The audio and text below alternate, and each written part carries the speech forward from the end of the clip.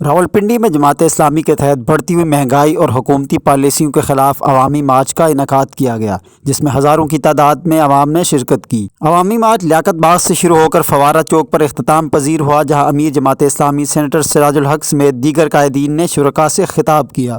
امیر جماعت اسلامی سراج الحق کا اپنے خطاب کے دوران کہنا تھا کہ تحریک انصاف کی حکومت سے نوجوانوں نے امیدیں باندھی تھی، مگر اس نے سب سے زیادہ انہی کو مایوس کیا، لیکن اب نوجوان ان سے حساب لیں گے۔ پی ٹی آئی نے سب سے بڑا دھوکہ نوجوانوں کو دیا، سب سے بڑا دھوکہ یوتھ کو دیا ہے۔ نوجوان یہ سمجھ رہے ہیں کہ جس نے ہمیں دھوکہ دیا ہے، جس نے ہمارے ساتھ فراڈ کیا ہے، اب ہمارے ہاتھ ہوں گے اور ان لوگوں کے گریبان ہوں گے۔ سراج الحق نے حکومت پر شدید تنقید کرتے ہوئے اسے اسٹیٹس کو کا تسلسل قرار دیا اور الزام عائد کیا کہ حکومت نے عالمی ڈاکوؤں کو عوام پر مسلط کر دیا ہے۔ میں کہنا چاہتا ہوں کہ یہ جو موجودہ حکومت ہے، اس میں 75% لوگ پرویز مشرف کے کابینہ کے ہیں اور باقی پیپل پارٹی اور ایم کیو ایم کے لوگ ہیں۔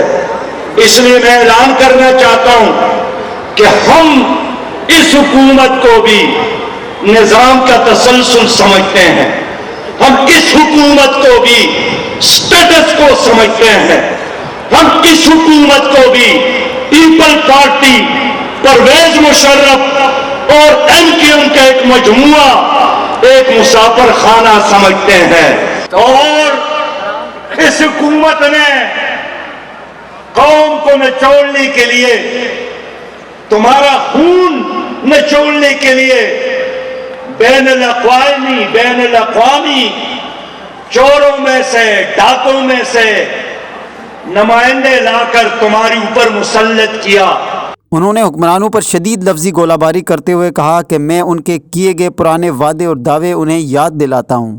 تو میں وزیر اعظم صاحب کو ان کی پرانی باتیں یاد دلانا چاہتا ہوں۔ وہ کہتے تھے کہ جب غریب عوام پر ٹیکسوں کا بوجھ ڈالا جاتا ہے تو اس کا مطلب یہ ہے کہ حکمران چوری کرتا ہے۔ آج مجھے وزیر اعظم جواب دے، بارش ہوتی ہے کہتے ہیں دیکھ لیا ہماری برکت ہے، لیکن بارش جب طوفان اور سیلاب میں بدل جاتا ہے کہتے ہیں پرانی حکومتوں کی وجہ سے۔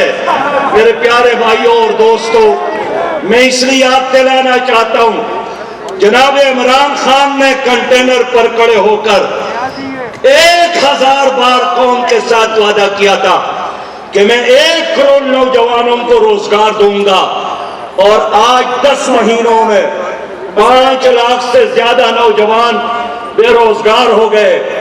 انہوں نے 1000 بار وعدہ کیا تھا کہ ہم 50 لاکھ لوگوں کو نئے گھر بنا کر دیں گے، لیکن جن کے ساتھ اپنے گھر ہیں وہ گھر چھوڑنے پر مجبور ہو گئے ہیں۔ سراج الحق نے حکومت کی ٹیکس ایمنیسٹی اسکیم کو بھی شدید تنقید کا نشانہ بناتے ہوئے کہا کہ یہ اسکیم چوری کو قانونی جواز دینے کے برابر ہے۔ عام آدمی نہیں جانتا ہے، یہ اسکیم ایسا ہی ہے کہ اگر آپ نے 1 ارب روپیہ چوری کی ہے تو آپ 2.5% حکومت کو دے دے، تو 1 ارب کی چوری آپ کے لیے حلال۔ میں اعلان کرتا ہوں کہ جن لوگوں نے 2.5% حکومت کو دے کر اپنی چوری کو حلال سمجھا ہے، ہماری حکومت آئے گی، ہم ان تمام کیسز کو دوبارہ ری اوپن کریں گے اور ایک پائی کا حساب کتاب میں آپ سے کروں گا۔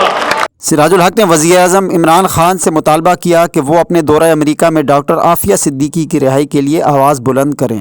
ایک زبردست نعت خوان ہے اور رسول اللہ صلی اللہ علیہ وسلم کی سچی عاشق ہے۔ میں یہی چاہوں گا کہ اگر ریمن ڈیوس یہاں سے جا سکتا ہے، اگر پاکستان کی حکومت انڈیا کا پائلٹ انڈیا کو واپس کر سکتا ہے، حال یہ ہے کہ وہ پکڑے گئے، حال یہ ہے کہ اس نے پاکستان کی پاک سرزمین پر حملہ کیا تھا، اگر وہ واپس جا سکتا ہے تو پھر ڈاکٹر عافیہ کو کیوں واپس یہ لوگ نہیں لا سکتے ہیں؟